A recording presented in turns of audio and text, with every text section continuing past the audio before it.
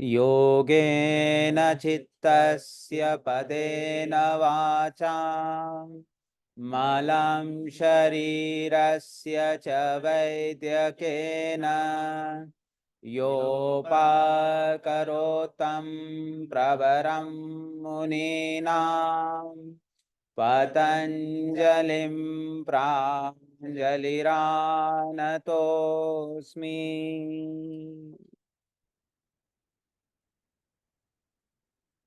अंतरंग योग धारणा देशबंधः चित्तस्य धारणा ध्यान तत्र प्रत्यय एकतानता ध्यानम समाधि तदेव अर्थमात्र निर्भासम स्वरूप शून्यम इव समाधि त्रयम एकत्रः संयमः। त्रयम एकत्र संयमः. It means what? When you step by step go from dharana to dhyana, dhyana to samadhi, and slowly learn that particular technique. It is a cognitive technique that you can do all three of them together instantaneously. Very quickly you are able to go through one to another and one and to third one. Then that process is known as samyama. So if I am doing a samyama on a particular object, I can do samyama on anything. Patanjali, if you go through my last lecture, you will see that samyama can be done on the grahita, grahya, and grahan. So on the external object, on the process, what is happening when the senses are touching that object, and it also can be done on the very bhokta, the very observer of those objects. Now, when the three steps are happening together, have you anybody seen anybody doing samyama on anything? How do they look like? अगर कोई किसी पे संयम कर रहा है, वो कैसा दिखाई देगा? उसका स्टेट कैसा होगा? बॉडी कैसी होगी? माइंड कैसा होगा? आंखें कैसी होगी? What may be going on there? Or what can you imagine? What would he be like? What do you think? Involuted means what? Involuted, suppose absorbed with the one-pointedness on the thing which he is going to concentrate on, where the mind is not fluttering around or distracted towards any other external fluctuations. Very well answered. So, you see, what will happen to his eyes? His eyes will be open or closed? Probably closed. Probably closed.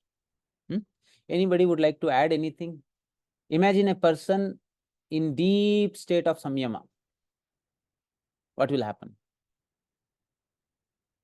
How will be his body? Steady like a rock. Still like a rock. Nothing will move. How will be his breath? Very slow. Breath will be imperceptible. You can't see that he is breathing. Very subtle. Almost coming to a stoppage. And what will happen to his eyes? They may be open or they may be closed. But you will not be able to make out where he is looking. He will be looking in 360 degrees. You can't get an axis of his eyes where he is looking. Because he's completely into his chitta. He's completely inside. Like a hen, when she hatches her egg, completely absorbed on the egg. Eyes are open, nothing. Samyama. Samyama is a state of profound love. Completely you let go and dissolve yourself into the object. Samyama can only happen when you really are emotionally connected to that object and you really, really, really want to know more than your life. When Samyama was not happening, Ramakrishna Paramahamsa ultimately got frustrated. He took up the very sword of Ma Kali and it was on his neck. And with the intensity with which it came down, definitely his head would have been chopped off by his own hands. He was literally shivering with anger, anguish. No, here. It was stopped by Kali. Then he was in Samyama. Nothing else than Kali. So Samyama can only happen when you want only that thing in your life and nothing else. Otherwise, whatever else you want will also come in between the Samyama. Therefore, somebody asked Ramakrishna Paramahamsa, I want to know God. Like you, how can I know this? He was in very ecstatic state at that time, sitting near a pond. So he held the neck of that disciple, put it into the water. 30 seconds, 40 seconds. Didn't allow even for a few more seconds. With this intensity, when you will want God as you want oxygen now, then God will come to you. When something is more than your prana, then only you will be able to transcend the breath. So, breath is a major hindrance in Samyama. Chale vate, chale chittam. And breath only comes to a stoppage when you are in touch with a thing which you love more than your life. Then you see. When your longing is so deep, then ना सांसें रुक गई, मेरी breath रुक गई उसको देख के. My breath stopped seeing my beloved. So this is a very, very romantic affair. Dharana, dhyana, samadhi is literal dissolution. And this samyama, in the beginning, in our day-to-day life, we experience in love. Can be of a mother for the child. And it just gives us a glimpse in that state of extreme bhava. So therefore, Patanjali in his sutras everywhere puts these exceptions. So Ishwar Pranidhanadva, it can happen by following systematic steps, but it can also, there is another path. By complete surrender and love also it can happen. So all three together, person literally putting something above, beyond himself, then only I will dissolve. Why will I dissolve? When I want something much more than my own existence, then only I will dissolve. Tadev Swarupa Shunyam kab hoga? When you want something, whom do you want it for? You want it for you. Correct? Then you will always be bigger than that thing. Did you get my point? अगर मुझे कुछ चाहिए तो वो किसके लिए चाहिए? किसके लिए चाहिए? मेरे लिए चाहिए. It means मैं जो चाहने वाला है, the one who wants, is bigger than what is wanted. Correct? So for samyama, you have to give.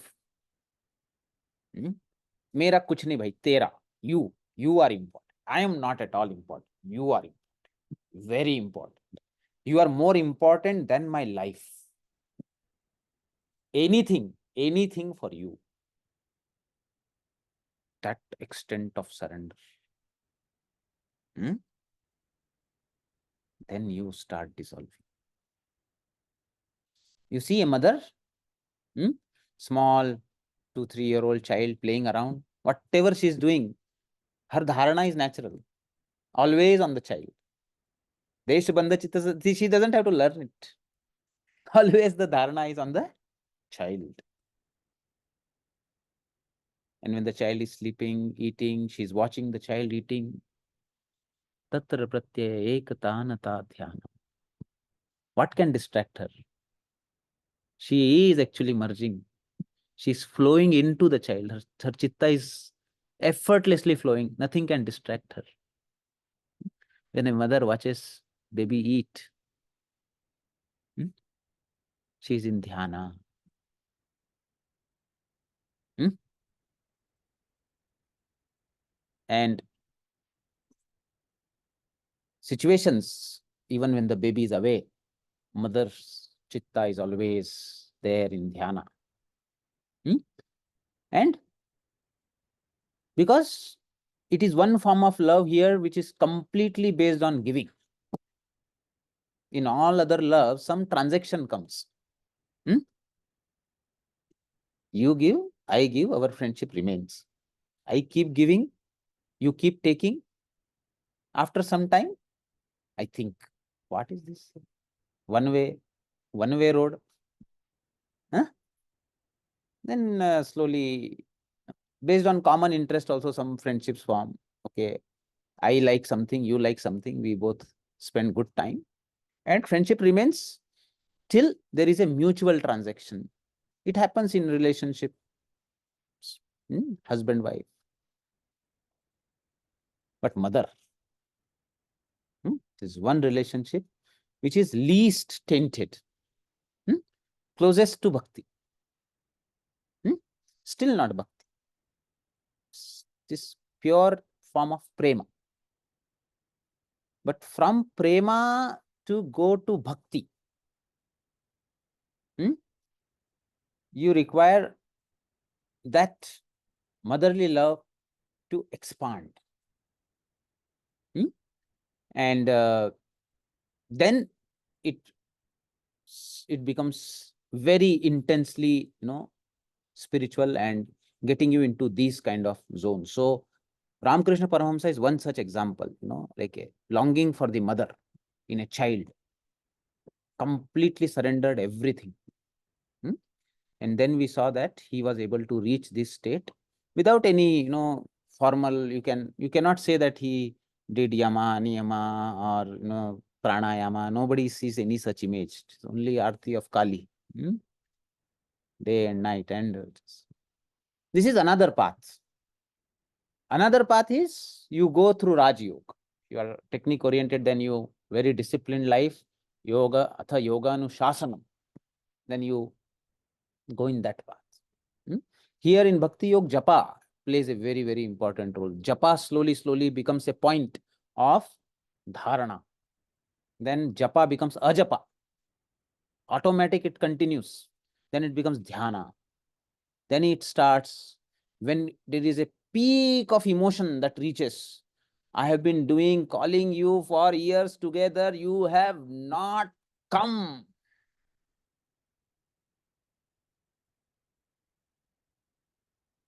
Then you want to die.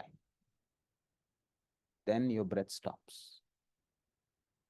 Then you go inside. But for that, you have to call for years and years together. Then someday you reach the peak. Okay. So, Samyama.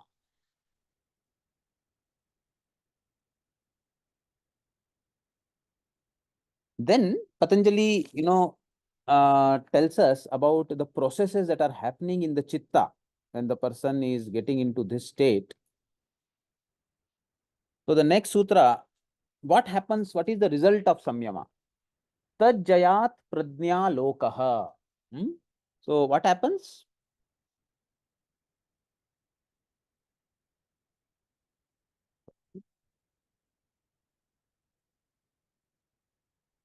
Tajjayat pradnya lokaha. By mastering that Samyama, the light of knowledge dawns. So this we had an elaborate discussion in the last class. True knowledge of anything can only be observed, can only be gained when the observer is not there. Because observing, the act of observation itself is a bias. Electrons behave differently when they are observed. When no light enters, they behave differently. And how will you know the nature of the truth? Even if you keep a minute test of camera, electron is sensitive. So scientists are bewildered, dead end. How? How to know that it is a wave? As soon as you watch, it collapses. Quantum. So you have to devise a way where you can observe without the observer. Then the true knowledge dawns. So this is known as Prajnalokaha. Your chitta develops that particular quality, that level of purity. It's like a pristine, like a mirror. By doing regular japa, by doing sadhana, pranayama, all the dveshas are cleared. Chitta becomes pristine, like sphatic mani. Patanjali gives an example of sphatic mani. Then it develops a capacity of doing samapatti. Wherever you put it, it just absorbs it without putting any of the vrittis of viparyaya, vikalpa, even pramana. So without the observer, just as it is, the things are reflected. And definitely when your chitta has developed that quality that it is able to reflect the things as they are, that very observation gives you an insight, which is very different. People say, oh, we have also been observing the same thing, but how did you observe it so differently? Your capacity to observe becomes very, very different when you start experiencing or learn the technique of getting into samyama. So what all of us perceive is only through the physical eye, which is known as our chakshu, which is bahya chakshu. But according to yoga philosophy, there are three chakshus. There are three eyes. One is bahya chakshu, which is everybody, that is common. Then there is another one, which is known as jnana chakshu. This is an eye which comes from observation, which is not perceptible by the eyes. This is observation of the facts which are going on in the background of a particular thing. Like if a person shows a certain facial expression, jnana chakshu will be able to see what is it behind that. Or if a person says something, jnana chakshu will be able to see what is it behind that. It is not a guess. It is actual perception. Will be able to very quickly grasp the whole, synergy or whole thing that is working out here. What are the kind of energies that are playing around. Very quickly be able to grasp the whole scenario. So it is perception only, but it is not mere perception of the eyes. Jnana is always very sensitive. So jnana will perceive very subtle things, very minute expressions, very minute change in the tone of the voice, the psychomotor activity, and the whole surrounding, the way that is played and all the domains. So it will be able to make out a subtler impression of anything that is going around. But definitely it is based on the ability to perceive subtle things, which only it is perceived through the senses only, but a very calm mind is able to perceive very subtle things, which is able to give very subtle signals. So that is known as jnana chakshu. The third chakshu, third eye kaun sa hai? Bahya chakshu, jnana chakshu. Is there any other chakshu? Third eye, Acharya Chakravarti say, वही the signals from universe. वही ज्ञान चक्षु. There is a hridaya chakshu. So baby meets an accident in US, mother here gets palpitation. This is the bond of love. So this is also perception, but it is beyond senses, not even subtle. It is intuitive.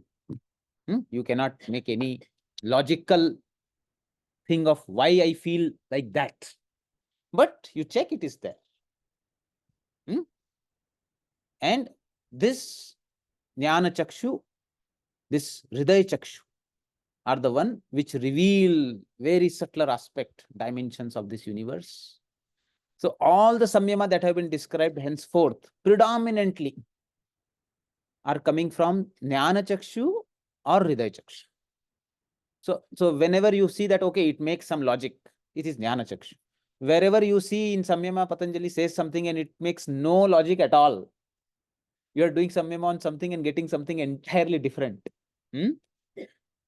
Then you have to say that it is hridaya chakshu giving just an insight. You cannot put it into any mathematical formula. There is this dimension of life that is there. So ultimately, Samyama on anything gives you some wealth. That wealth is in the form of prajna. So prajna is the jewel, is the diamond that if you learn the process of samyama, you will get. And then depending on where you want to explore, what you want to project onto your chitta, you will be able to get a prajna in that domain or that direction.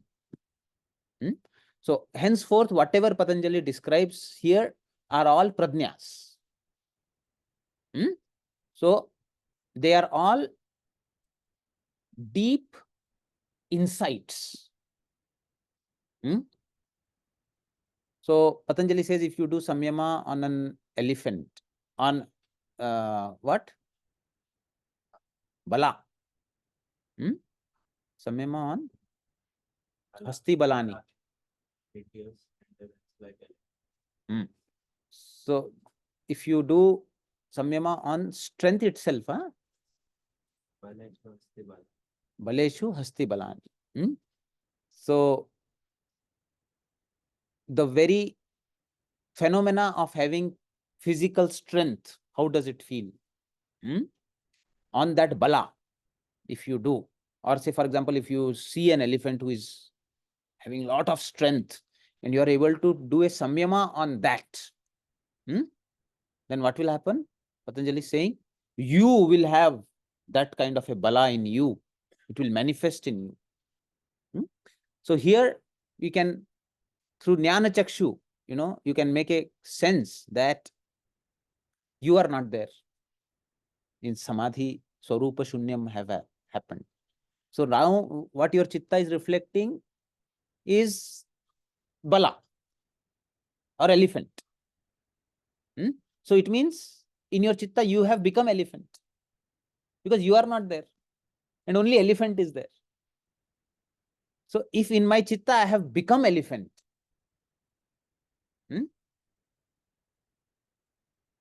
have you seen this, that after marriage, when couples are really in love with each other,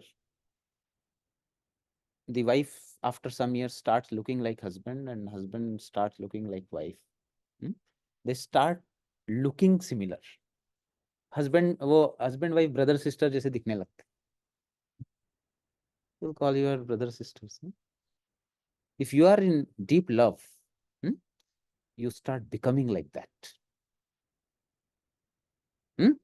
You start talking like that. Their accent also, they get each other's accent. यार ये मेरी बहन पहले ऐसे अलग बात करती थी. Now she is completely where she has gone. पूरे अपने. Even if you very deeply listen to or very deeply influenced by some mentor, some mentor is there who is you are very deeply absorbing into your chitta. You go home and you start talking in the accent of your mentor. You spend some time. What has happened? Your brain has absorbed. You have become. Now with our impure chitta also, if this much is happening,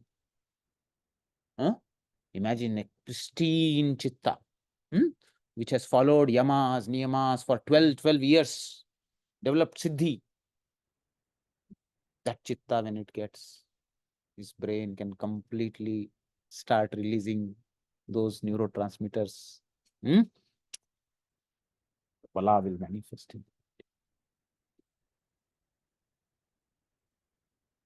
in. So this is through the jnana chakshu. It makes logical sense. I am not there. So whichever is there will manifest. So Patanjali is saying, Tajjayat pradnya lokaha. You will get an access to a dimension which you are not even aware of. And it is a loka. Loka means it is a different dimension. It is a different world which is existing in this world which you are not at all aware of. And it will shine forth, it will come forth. And then you will have siddhis.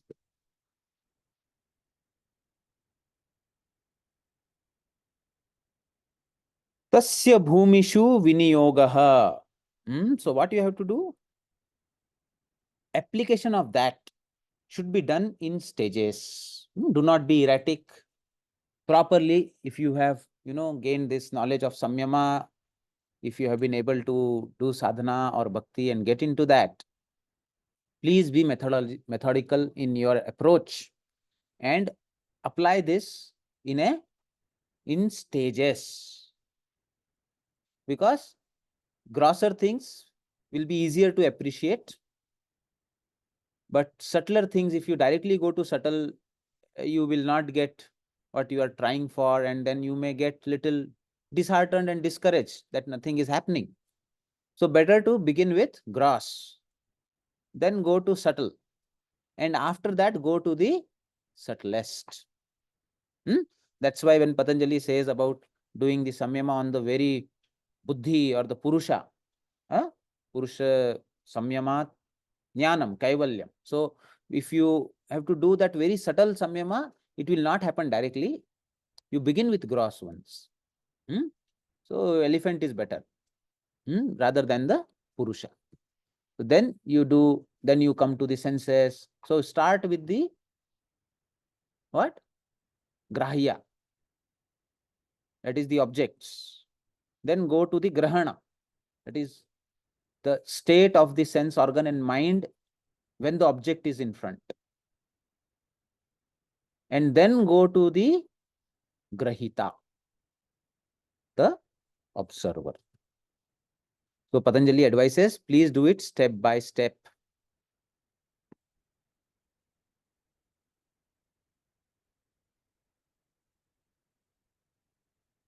Trayam antarangam purvebhyah. These three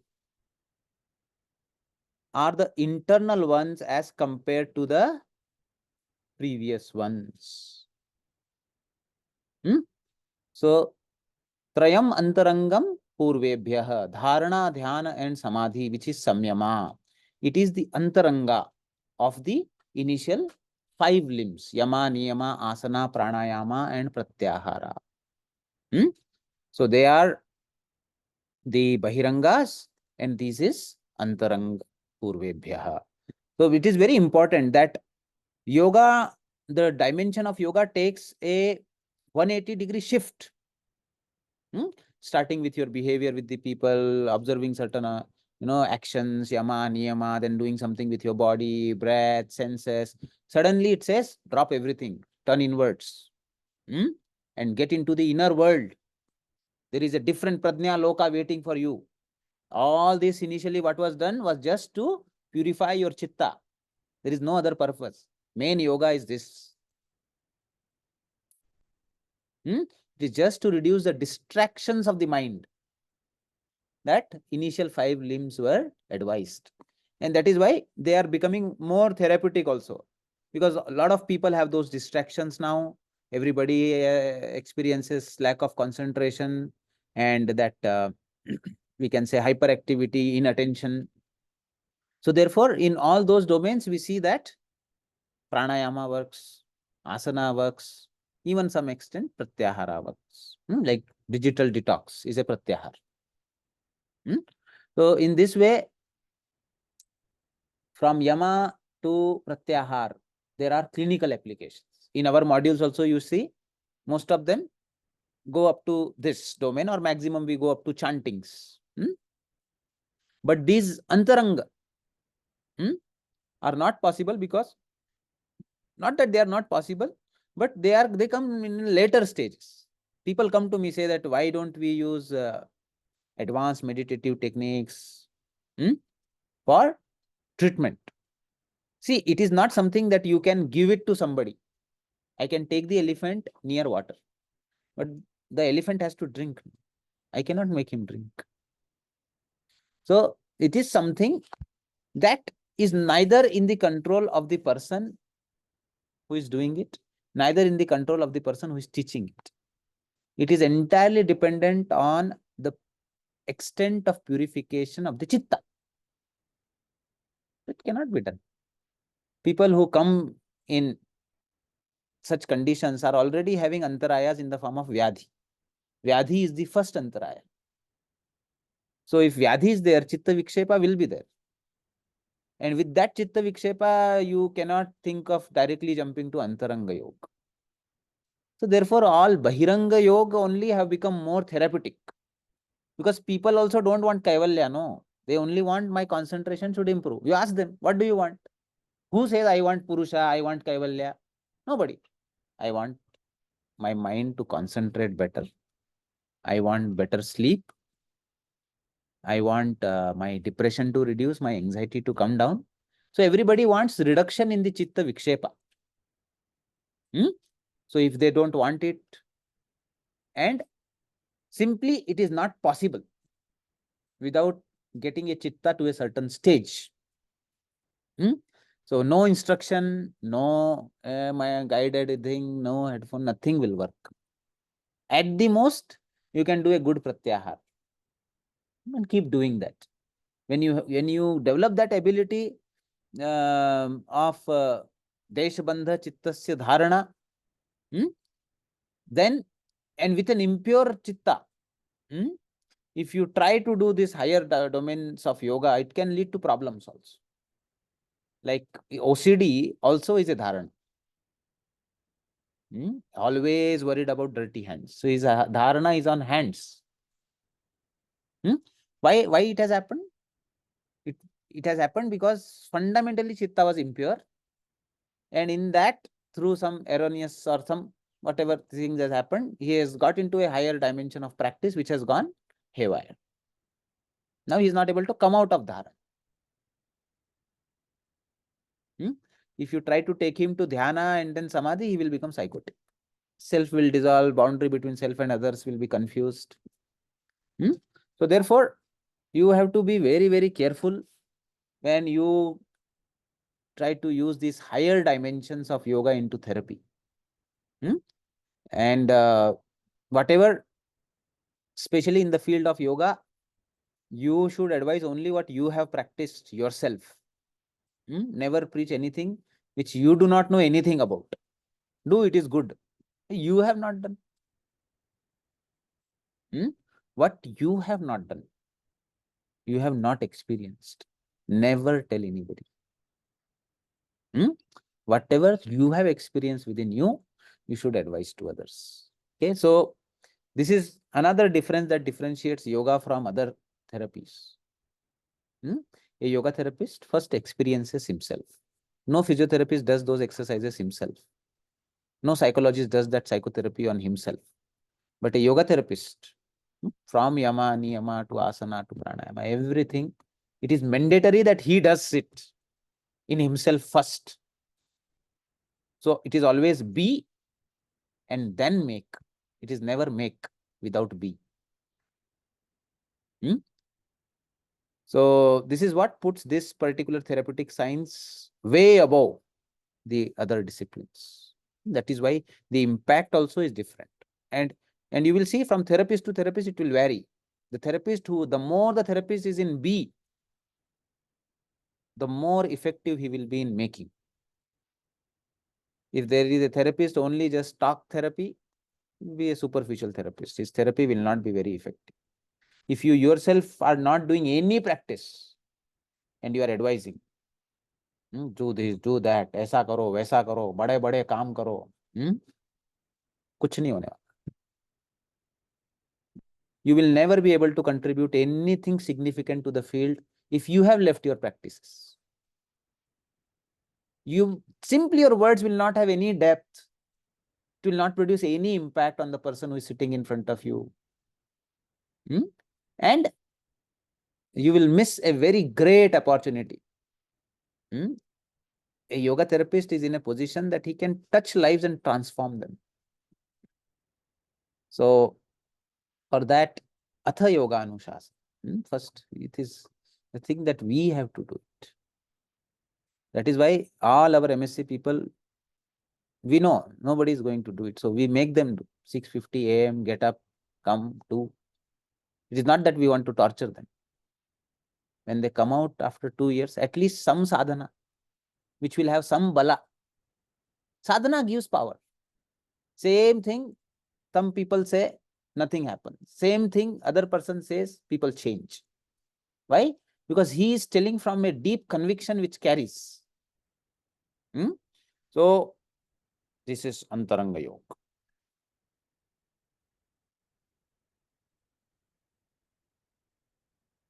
So, that is Antaranga Purvebhyah.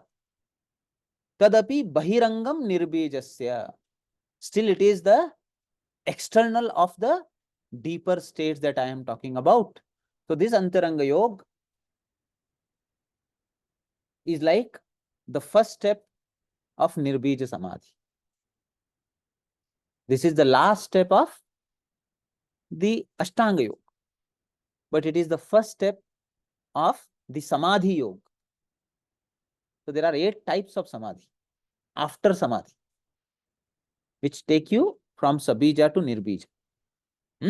So, it goes from, in Sabija also, that is the Vitarka, Vichara, Anand, Smita, Asmita, and then goes further into the domains of Nirbija, from Dharma Megh to Nirbija. So, he's saying that this, what Samyama that I am talking about, which is, you are considering as final state, it is the first step. When you venture into the domain of Samyama, then you have got an admission into the path of real yoga. Like वो Harry Potter movie में उसको admission मिलता है ना. Now you have got university admission from kindergarten. Now real learning starts. Once you have developed the capacity of doing samyama. So therefore, tadapi bahirangam nirbijasya.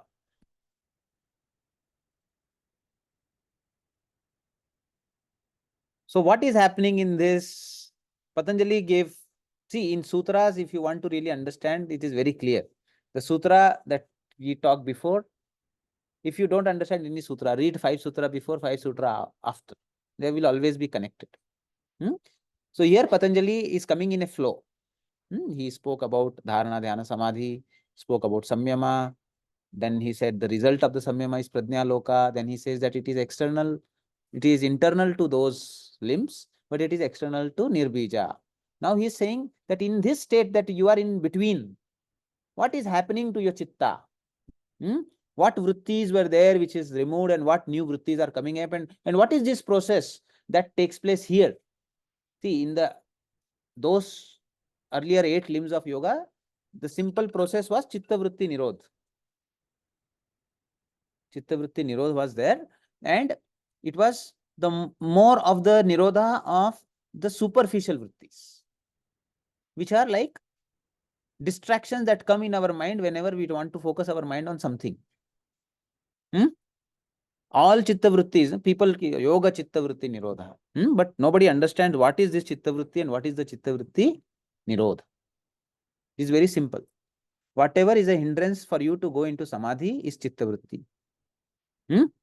So The grossest chitta vritti that is an hindrance is, grossest vritti that is an hindrance is, that doesn't allow you to go into samadhi at all. Very gross. Anybody can observe it that, okay, this hindrance has come. Which is the chitta vritti? Grossest one? Huh? Subtlest one.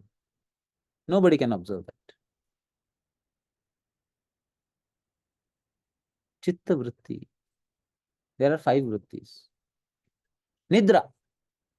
Nidra is the grossest. First, you try to go into samadhi, are snoring. Gone. All meditation end up in sleep. You meditate, you'll sleep. So first vritti that doesn't allow the person get into samadhi is nidra. Second grossest one, flashback. What happened in the morning? What he told? What she told? Flashbacks. That is the second commonest thing that comes as a distraction. Whatever has happened, mind repeats as it is. Real. Real. Real goes on. Second grossest. Third grossest. You imagine, which is not there. What if? What if? What if? Fear or good? You build your own castles.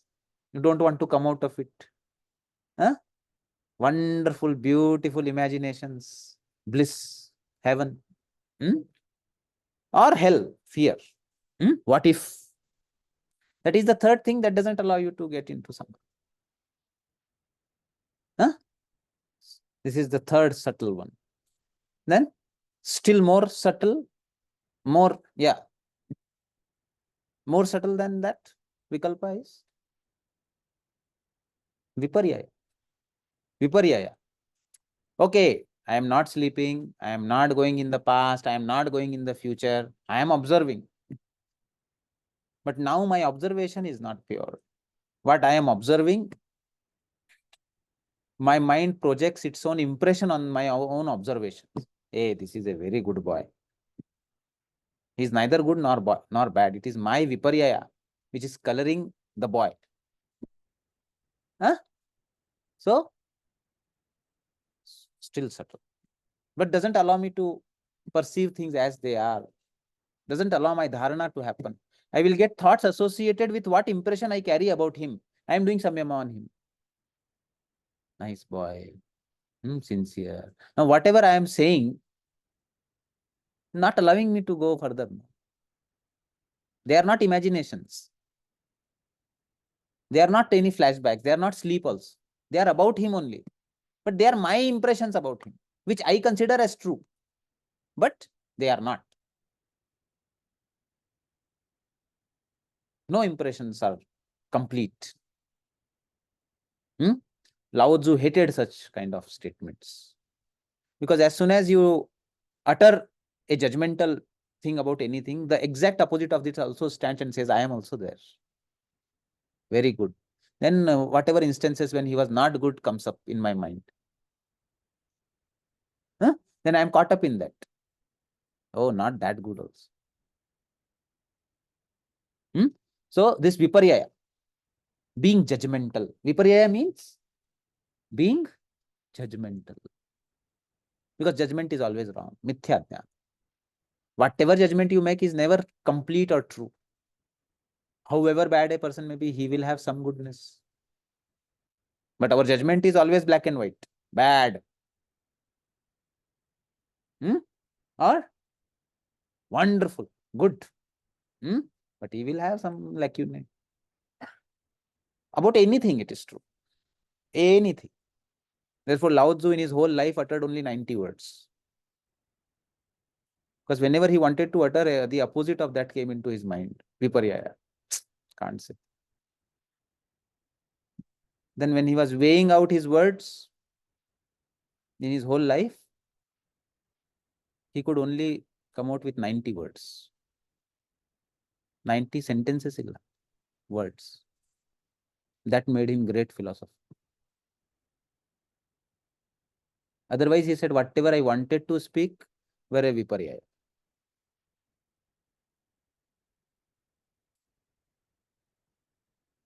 Then for hours together, when we sit and chit chat, what you do? Gossip. Okay. So this is subtler one. Then the subtlest vritti. How? Is pramana also a vritti? I want to see things as they are. Pratyaksh. That also is a vritti. How? How? The subtlest one. So Patanjali has gone from subtlest to the grossest. How is it here? Because the presence of the observer itself is a bias. That is why that is also a vritti. Pramana also is a, because I observe, I am observing things as they are, but there is a observer in samadhi that also is not there. So these are all Ashtanga Yoga. Ultimately is a technique to get an access. वैसा लगाते हैं ना, virtual reality. You get into different world. You are not there. Like that, it is an access, a VR, to get into Prajna Loka, a different Loka where you are not there. But then there are real, that is not virtual, that is, this is virtual for that. So, what is happening till now is superficial vrittis which distract the mind, doesn't allow it to get into one pointed focus, and then dhyana and samadhi are distractions. They are to be pacified. For that, yama, niyama, asana, pranayama, pratyahara, dharana. That comes after that. So up to pratyahara that is required. You reach samadhi. You have completed your high school. Now you want university admission. They say, next, the process that will take place when you get into university and you are now in the first year. It is a 8-year degree program, PhD. You will do your masters also and PhD also come out. So here, actually bachelor, master, PhD, everything here. 3, 2, 5, 8. 3, 2, 4. Can understand. So, in this 8 years of your bachelor to master to PhD, the process that will take place is written in your chitta. व्युत्थान संस्कार अभिभव, निरोध संस्कार प्रादुर्भावो, निरोध क्षण चित्तान्वयो निरोध परिणामः. Till now, you had a particular samskara that was playing in your chitta, which is vyutthana samskar. What is vyutthana samskar? Something that comes from within you and distracts your chitta. Sleep comes from within, smriti comes from within, vikalpa, viparyaya, pramana. It all emerges as an emerging consciousness, which can be, pure or can be more, distracted. These all samskaras, when you are listening to me here, you have quickly gone to your home and came back. Correct? So this was a vyutthana samskar. Or you, yes sir, this was a vyutthana samskar. Or what he is talking, I know something different, useless fellow. Viparyaya. This is also a vyutthana samskar. When will this class end? I want coffee. So these are all things which are not allowing you to remain in touch with what is going on. And even when it is going on, You are not able to dissolve yourself. Be there as if you are not there, completely merged. All these things are Vyuthana samskars. So that Vyuthana samskar, abhibhava. Abhibhava means chipna ya dabna, getting suppressed. Your chitta gets into a different mode. All Vyuthana thing which distract you come to a, now they are coming to a lesser dominance. Nirodha samskar pradurbhavo. Now which samskara is now playing? Whenever these things come, a deeper aspect of your chitta says, no, calm down. My rajas is reducing. I want to just be. I want to rest in myself. As soon as it tries to come out like a snake, pacify. Slowly, slowly, slowly, Nirodha samskara become more and more powerful. Vyuthana samskaras become weak and weak. You continue your yamas, you continue your niyamas, you do your prarthana, you do your Ishwar pranidhan, you continue your japa, you do your pranayama, you do your pratyahara, you intensify your sadhana, and at the same time continue vairagya. Oh, not interested, not interested, not interested. Every pradurbhava is because there is lack of vairagya, because it is towards something that you still crave for. Why have you gone home and come back? Because you crave for home. Otherwise, no. So cravings reduce. Sadhana intensifies. And then a positive cycle starts. More nirodha, more sadhana, more vairagya, more nirodha, more sadhana, more vairagya, more nirodha. Continues. Now we are in a Vyuthana samskara cycle. Less sadhana, more craving, more vyuthan, even less sadhana, even more craving, more vyuthan. This is one cycle. If you continue in this cycle, you are bound to get into panic attack, anxiety, OCD, psychosis, depression. If you get in this loop, chitta will get into a cycle of purification. Here it will become more and more vikshipta. So you have to decide, I am in which cycle. I have to initiate which cycle. Which path do I want to walk and continue? Then Nirodha Kshana Chittanvayo.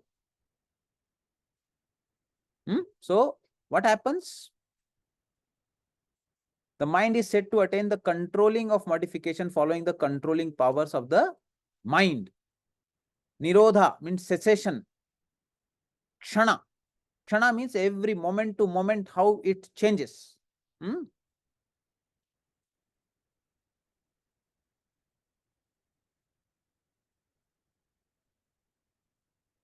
So this moment to moment awareness of the chitta,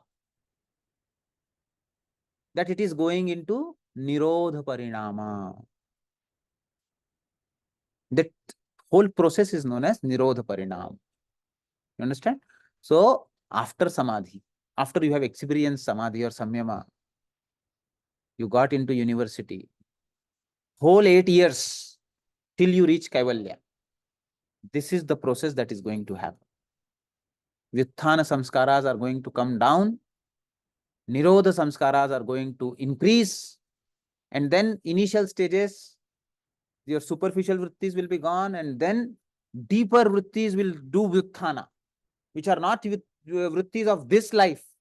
All past life vrittis will also come up now. And their Nirodha will also happen. Without the deeper past life vrittis coming up, only this life vrittis specifying, and you getting into a superficial stages of Samadhi, that is mid-term, you are in Sabija Samadhi. After that, your past Janma vrittis will come. After your master's degree over, in PhD, first year, past Janma vrittis will come. And those past vrittis also show Vyutthan. You can't even make out where this is coming from, how this is coming from. I never did anything. It's like, right from your evolution, from your animal kingdom, from your microbial evolution, everything. So it will start coming up, and that will also your vairagya sadhana. Everything is Trigunatmaka Panchamahabhuta, nothing else. So, Drishta Anushravik Vaitrushnasya, complete vairagya to all that, and intense sadhana continuing, japa continuing, Guru's grace continuing, that will also get into Nirodha. Sarva Nirodha Nirbija. Tasyapi Nirodhe Sarvan Nirodhe Nirbija. So that is how you continue on the path of yoga sadhana. So in between this phase, when you are in bachelors and masters, when this phenomena is happening, you will get a lot of pearls to distract yourself in the form of siddhis. They are the results of various samyamas. So Patanjali will describe that. In the beginning, that are given to the students so that they get more motivated. But later on, as they mature, it is still that this also, you should develop vairagya towards this also. But yeah, you can play around a bit. Okay, my dear friends. So this is how we conclude today's class. Any questions? Yes. So Shreyas has set pendulum mind for the chitta vrittis. If there are no questions, we will end the session. Namaskara Mudra. Yogena chittasya padena vacha malam sharirasya cha vaidyakena yopakarottam pravaram munina Patanjalim pranjaliranatosmi. Thank you. Thank you, sir.